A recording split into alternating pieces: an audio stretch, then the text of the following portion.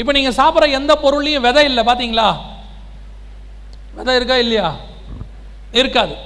பெரும்பாலும் நீங்கள் சாப்பிட்ற எதுலேயும் என்ன இருக்காது? விதை இருக்காது. நீங்கள் சாப்பிடும் போதே எப்படி தான் சாப்பிட்றீங்க? சீட்லெஸ் கிரேப்ஸ் வாங்கும் போதே எப்படி வாங்குறீங்க? சீட்லெஸ் கிரேப்ஸ் வாங்குறீங்க. ஆனால் ஆண்டவர் எப்படி சாப்பிட சொன்னார்?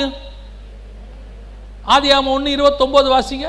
இதோ பூமியின் மேல் எங்கும் விதை தரும் சகலவித பூண்டுகளையும் விதை தரும் கனி மரங்களாகிய, அந்த வேர்டை நல்லா கவனிங்க, பர்டிகுலரா அவர் மென்ஷன் பண்றார் பாருங்க. விதை தரும் சகலவித பூண்டுகளையும் விதை தரும் கனிமரங்களாகிய சகலவித விருட்சங்களையும் உங்களுக்கு கொடுத்தேன். அவைகள் உங்களுக்கு ஆகாரமாய்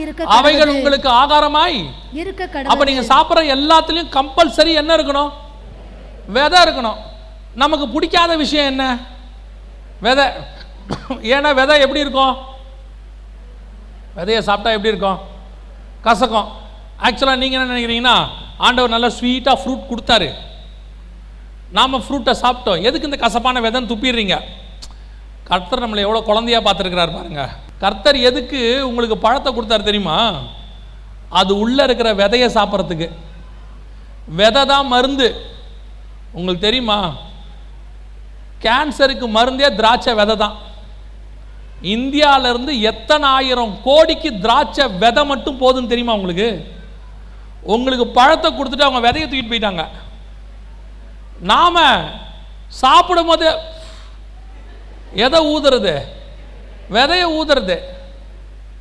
அதுதான் மெடிசன். அந்த மெடிசனை முழுங்கிறதுக்கு தான் கர்த்தர் எதை கொடுத்தாரு? சுற்றி அவ்வளோ பெரிய பழத்தை கொடுத்தாரு. அதுலேயும் சக்தி இருக்கு. ஆனால் மெடிசன் எது தெரியுமா? அந்த விதை. ரெண்டாவது, விதை தான் ரீப்ரொடக்டிவ். விதை தான் அதிகாரம். உங்கள் கையில் விதை இருந்தால் நீங்கள் என்ன பண்ணிக்கலாம்? இன்னொரு பழத்தை உருவாக்கிக்கலாம். இப்போ நீங்கள் பழத்தை என்ன செய்ய முடியாது? சாப்பிட்லாம், வேணும்னா திருப்பி போய் கேட்கணும், அவங்க கொடுப்பாங்க. அதிகாரம் போயிடுச்சு, மருத்துவம் போயிடுச்சு, இப்போ வெறும் டேஸ்ட்டு தான் இருக்குது. அவ்வளோதான் இப்போ நம்மக்கிட்ட இருக்கிறது.